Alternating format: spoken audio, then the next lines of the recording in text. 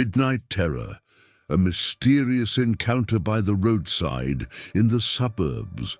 Living in a house by the roadside in the suburbs, I found comfort in the quietness as few cars ever passed by. As an auto enthusiast, the rare sound of a car always drew my attention.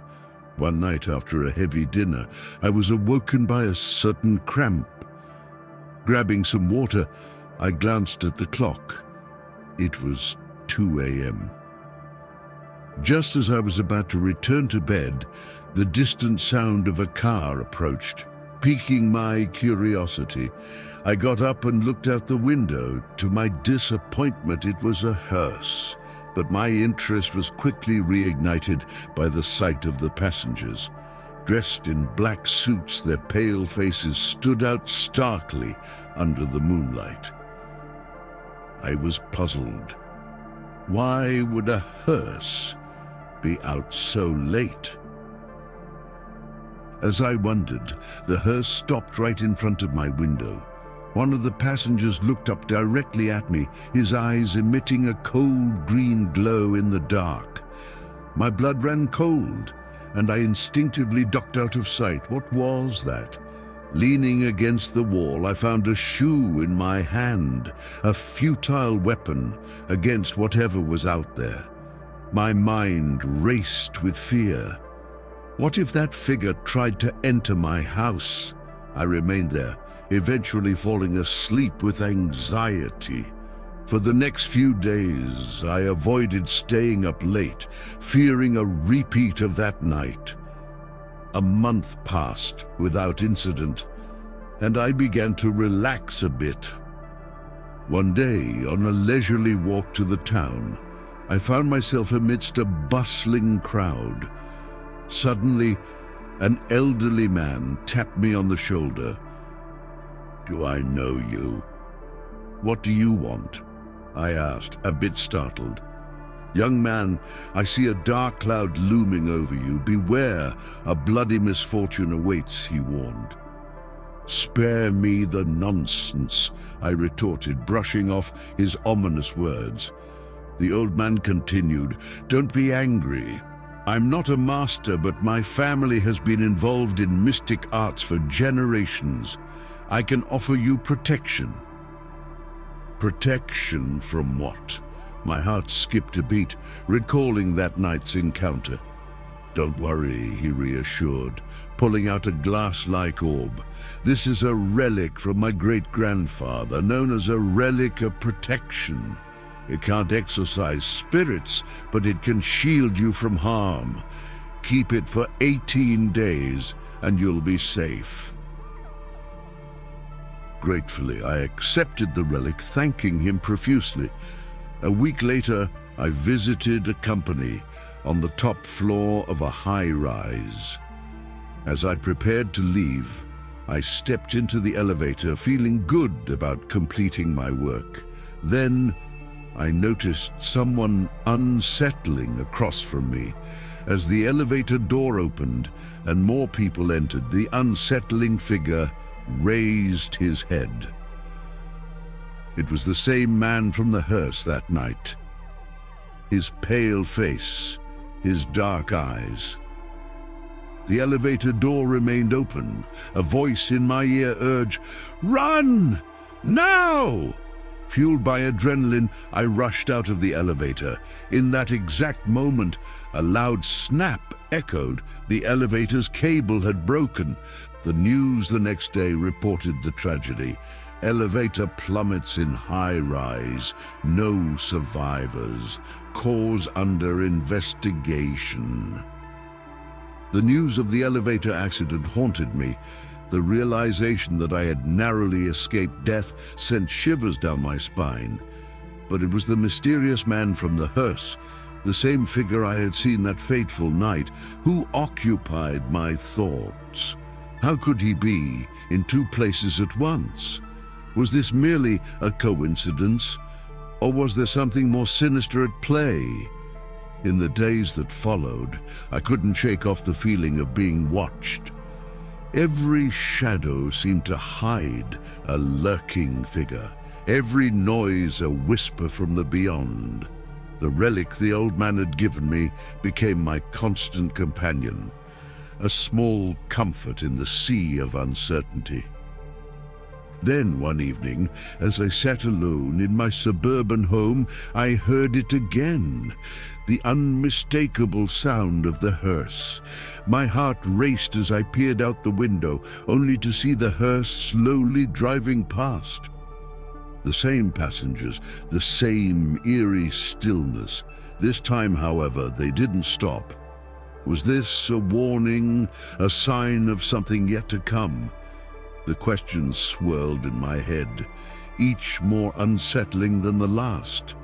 That night I barely slept, the relic clutched tightly in my hand. The fear of the unknown, of the unexplainable, weighed heavily on me. But as dawn broke, I made a decision. I couldn't live in fear. Whatever the truth behind these encounters, I had to face it head-on. I started to investigate. I talked to the locals, scoured the town's history, and even visited the old man again. But no answers came. The hearse, the mysterious man, and the eerie encounters remained a puzzle, pieces of a larger unknown picture. It wasn't until much later, after I had moved away from the suburbs, that I came across an old newspaper article.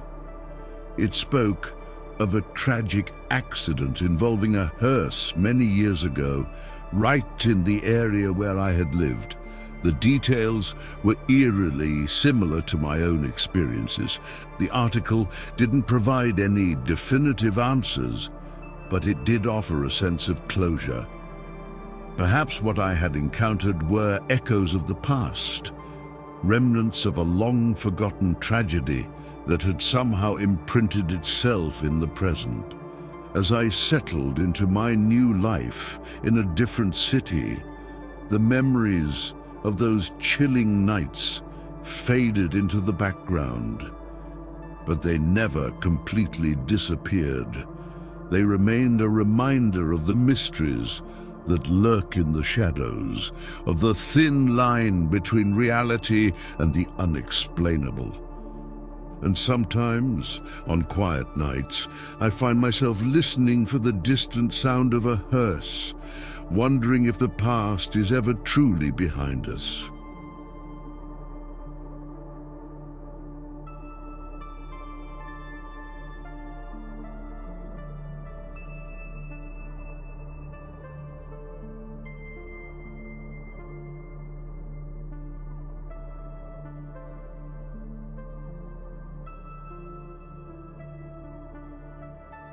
Mystery on the midnight highway.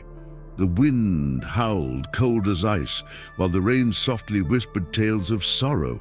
On that fateful day, my buddy Nick showed up in his LA-tagged car right outside our place. We were buzzing with excitement, ready for an adventure, undeterred by the light rain that seemed to play a somber tune. It was noon when we hit San Diego, our spirits high, as we roamed the city streets. But as the clock struck 6, we hopped back in the car, shivering from the cold, and set our sights back on LA, cruising along the famed California highway. Just as we were passing a small town, something downright bizarre caught my eye. A driverless blue mini-truck seemed to be tailing us, sending shivers down my spine. But here's the strange part.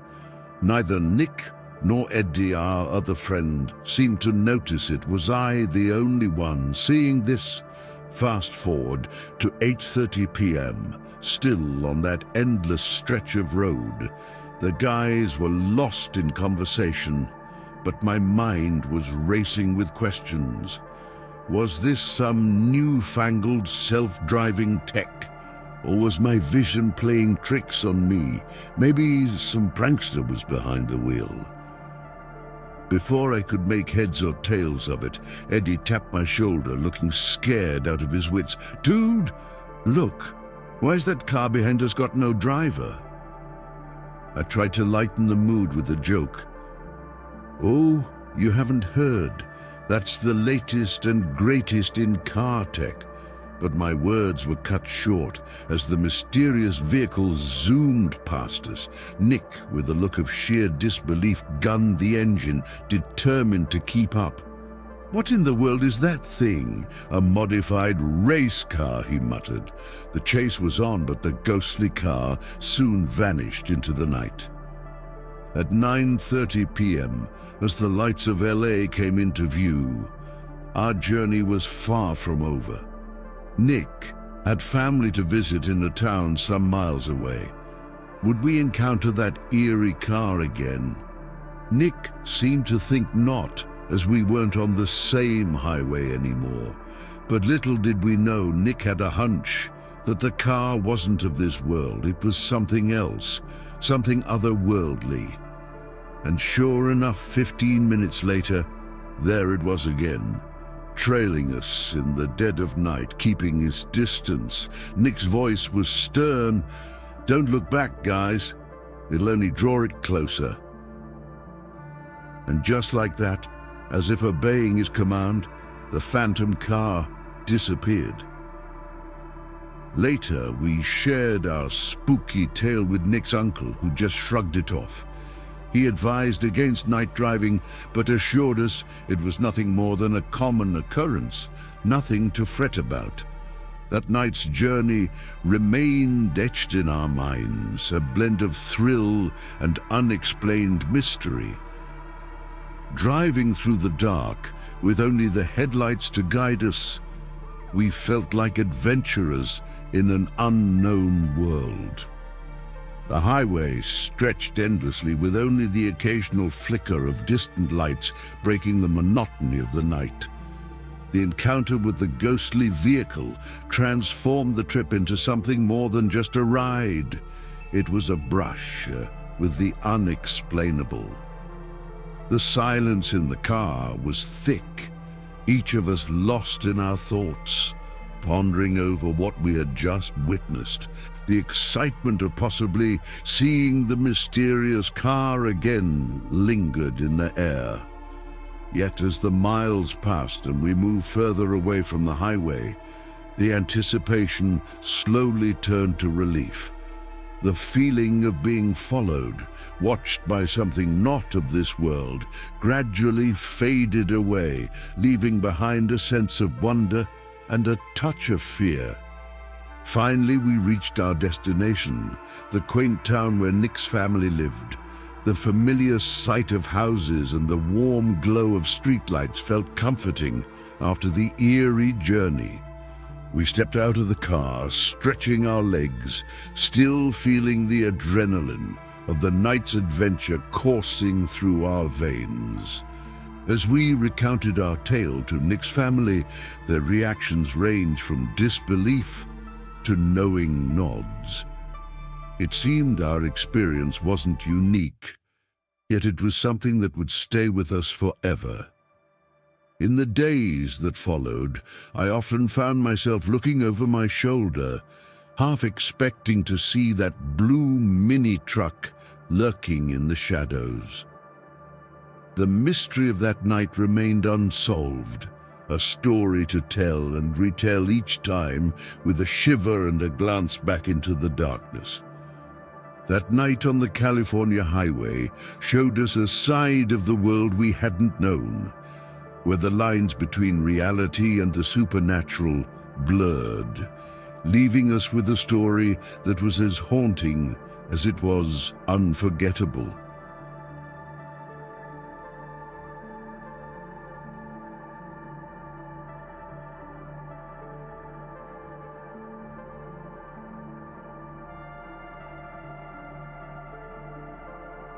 A chilling encounter on the way home from an internet cafe.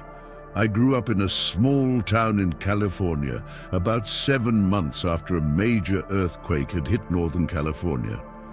I was around 14 years old, just in the 8th grade. The town, neither too close nor too far from the epicenter, had felt the quake's impact. Many buildings had collapsed, but thankfully there weren't many casualties, as most people had managed to escape. During that time, since the buildings were unsafe, everyone had moved into temporary shelters and tents. For me, a gaming enthusiast, this presented an opportunity. Every night I would sneak out on my bike to the local gaming center in town.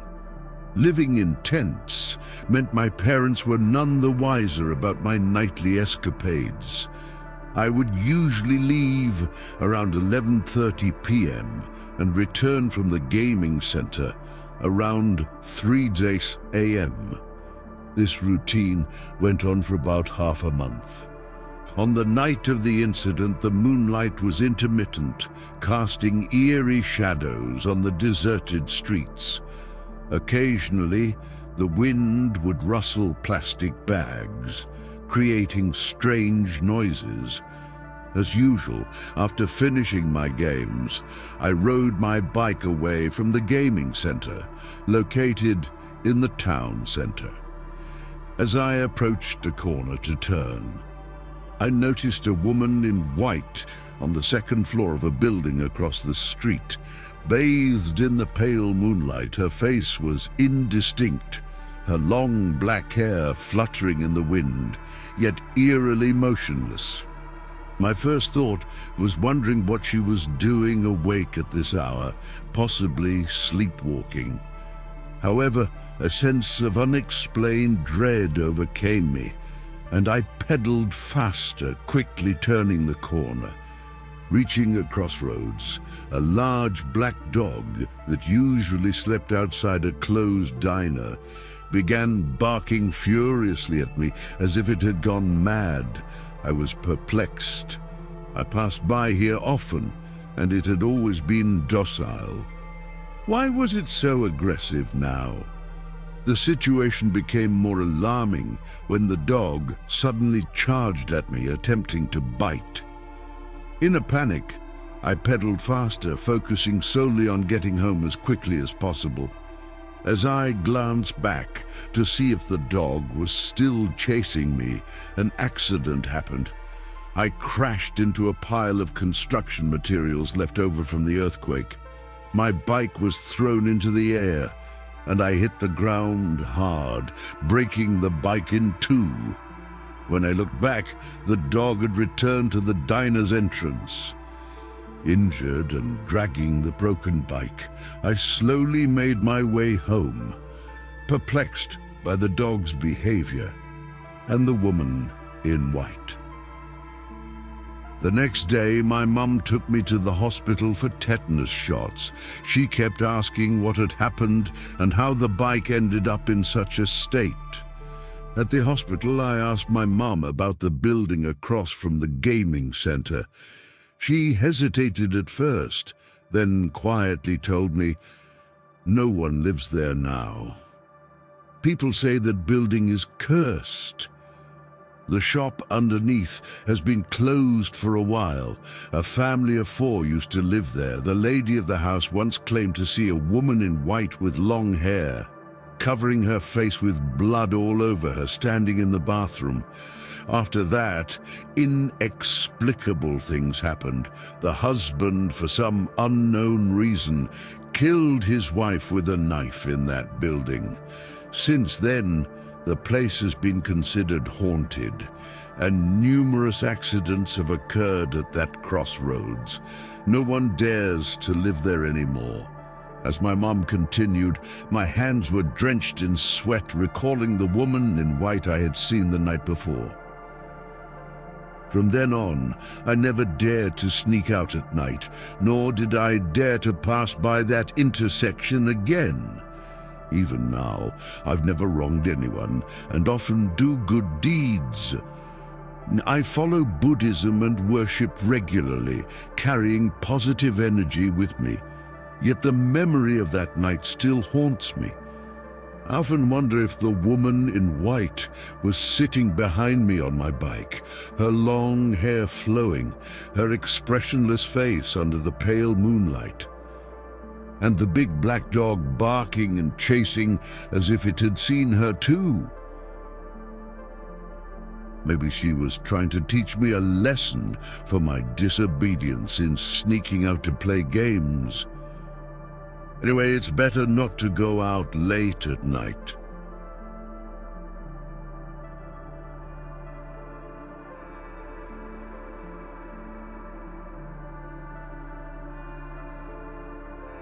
The Phantom of the New York subway.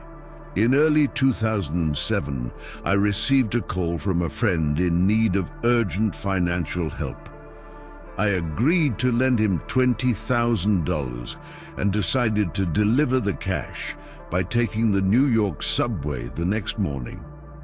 I woke up early and caught the first subway of the day, a nearly empty R train rumbling through the quiet stations.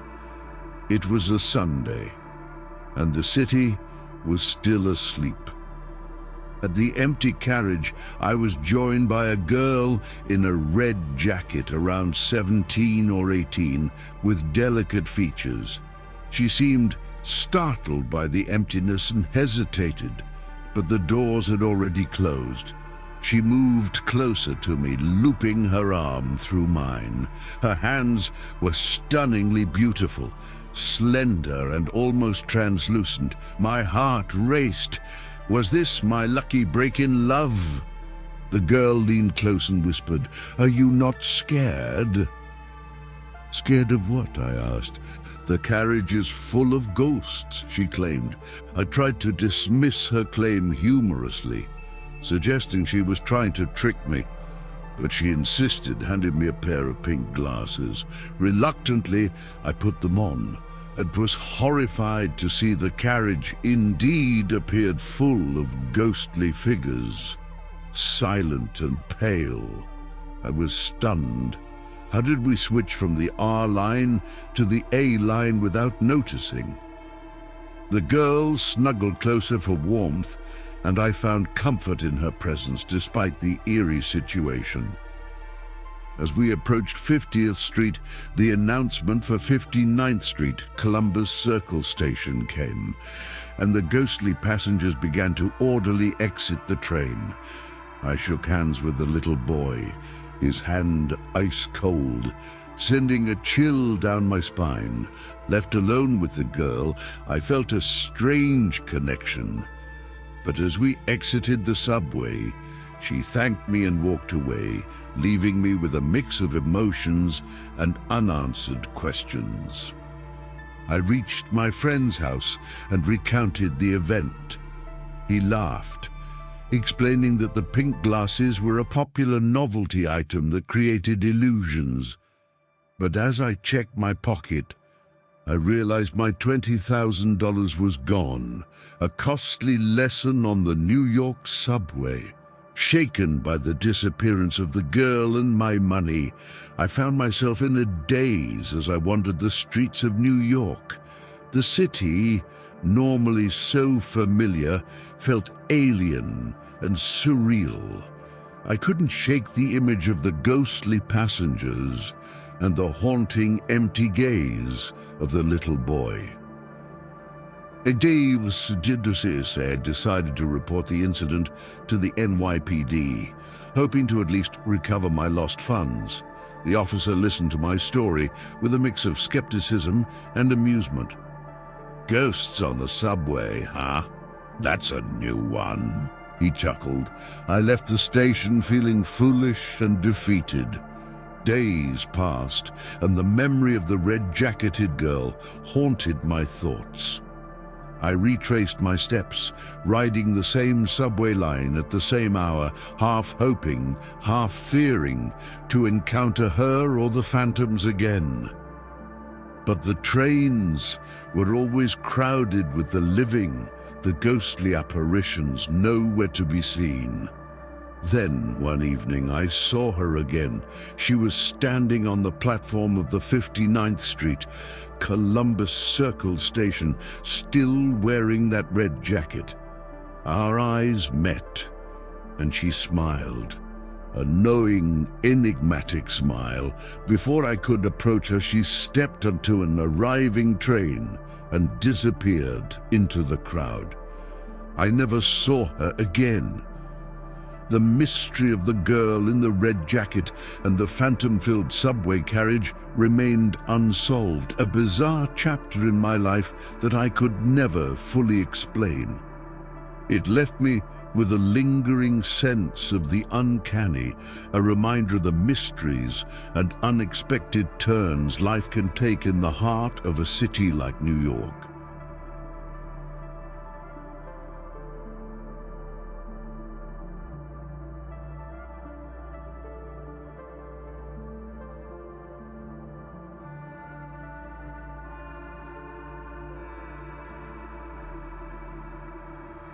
The Death Bus, a college student's terrifying encounter with mysterious passengers. First off, I need to make it clear that this story is based on my own experiences. There's nothing I've heard from others or made up. It's all real. Some parts might seem so unbelievable that even I would doubt them if I hadn't experienced them myself. So if there are any doubts, let's discuss, but please, no anger. I'm just an ordinary person, not some mystical figure, so each story I tell is one I've lived through. They might not be as thrilling as the novels you find online, and updates might be slow. After all, for me, each story represents a life or death decision. Lastly, I'm still alive, which means I'll keep updating this thread.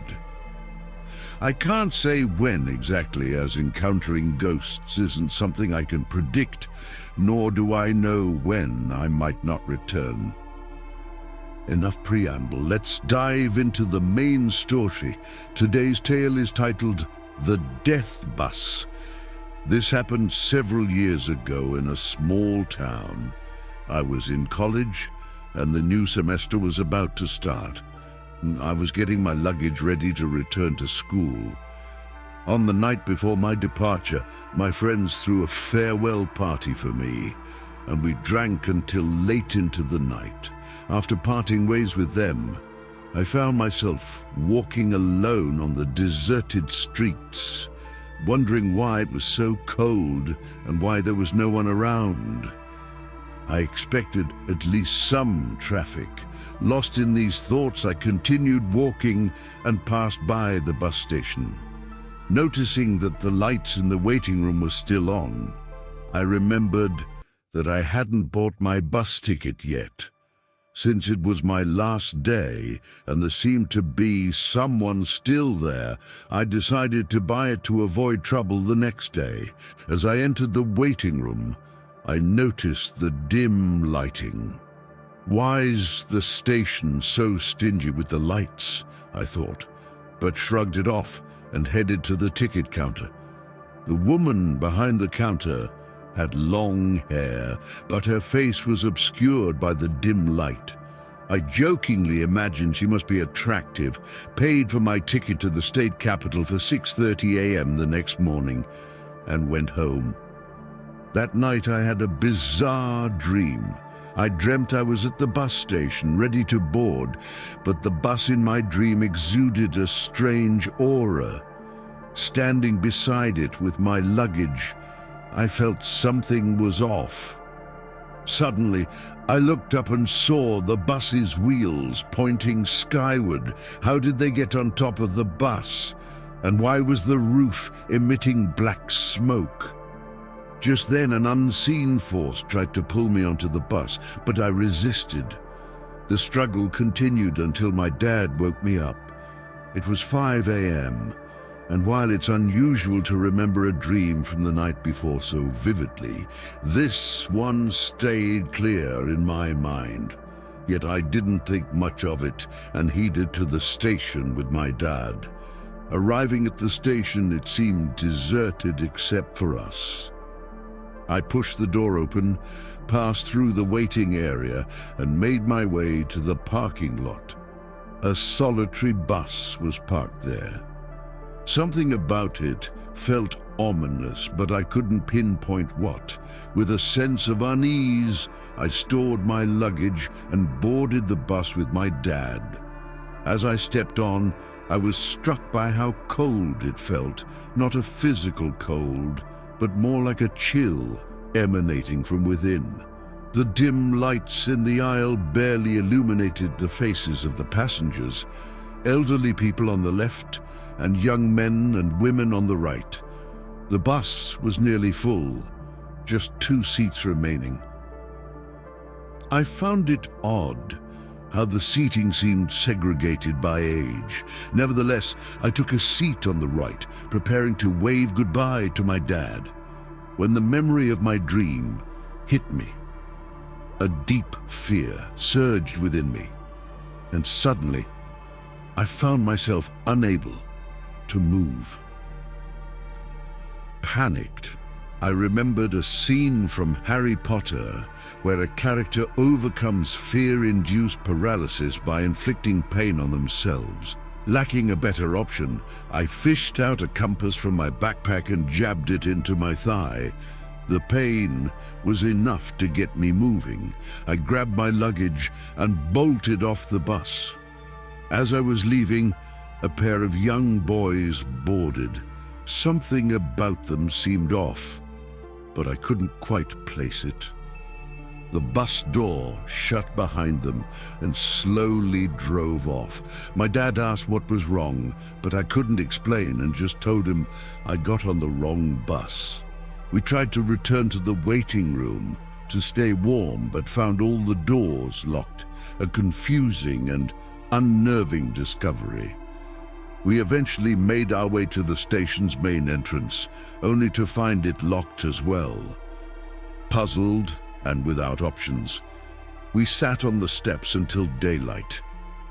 The sound of doors opening startled us. We stood up, ready to confront the staff, only to be greeted by 2 security guards. Before I could speak, they brandished their batons and accused us of being thieves. Thieves? My dad and I were dumbfounded. The guards took us to the security office, and after some back and forth, they called the police. Soon, the station manager arrived. I explained everything, showing my ticket as proof. The manager confirmed it was a valid ticket from the station, but insisted no one was working the previous night. Just then, my uncle, who was the chief of police, arrived. He listened to our story and suggested letting us go, as there was no evidence of wrongdoing, and he vouched for us. With no further objections, we were released. My dad invited my uncle over for lunch later that day, a decision that seemed trivial at the time. However, what happened next firmly anchored this event in the realm of the supernatural. During lunch, my uncle casually mentioned how busy he'd been, with an unusual number of deaths recently, all with seemingly natural causes, yet strangely coincidental. This sparked a realization about the 2 boys who boarded the bus. They had no shadows and seemed to float rather than walk. I blurted out that there had been 28 deaths, half elderly, the last 2 being young boys reported that morning. My uncle's gaze fixed on me, demanding to know how I knew such specific details. I explained everything, from my dream to the encounter at the station, and our bewildered silence filled the room.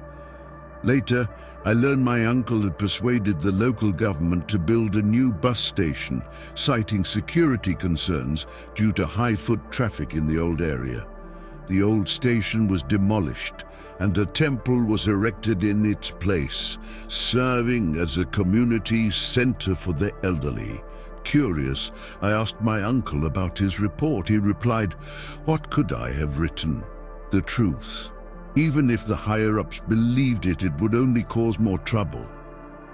I had no response, just a deep sense of unease about the mysterious and unexplainable events that had transpired. As the days passed, the incident at the bus station began to feel like a distant, if not unsettling, memory. Life resumed its usual pace, but the shadow of that eerie morning lingered in the back of my mind. One evening, while studying in my dorm, I received a call from my dad. His voice was tense, and he asked if I remembered the strange events surrounding the bus station.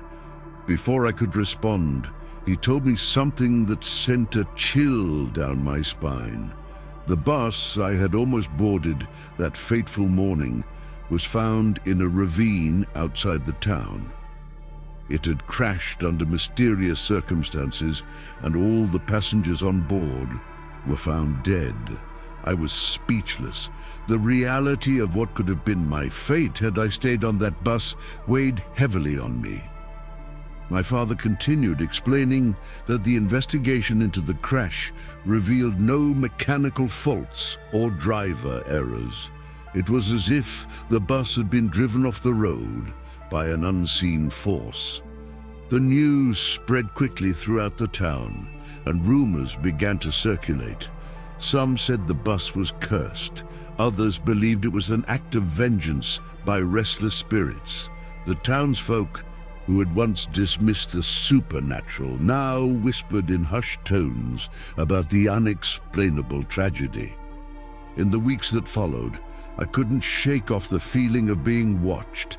It was as if the ghostly passengers of that ill-fated bus were reaching out from beyond, a reminder of the narrow escape I had from joining them in their eternal journey. The experience left an indelible mark on me. I became more cautious, more aware of the thin veil that separates the living from the spectral world.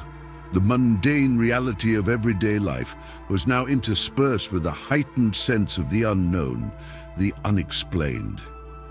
As I share this story, I wonder about the fate of those lost souls on the death bus. Were they just unfortunate victims of a tragic accident, or were they part of something far more sinister, a mystery that defies explanation? The truth remains shrouded in the shadows of that fateful day, a chilling reminder of the thin line between life and death. And so my story ends here, but the journey through the unknown continues. As long as I live, I'll keep seeking answers, venturing into the shadows in search of the truth that lurks within.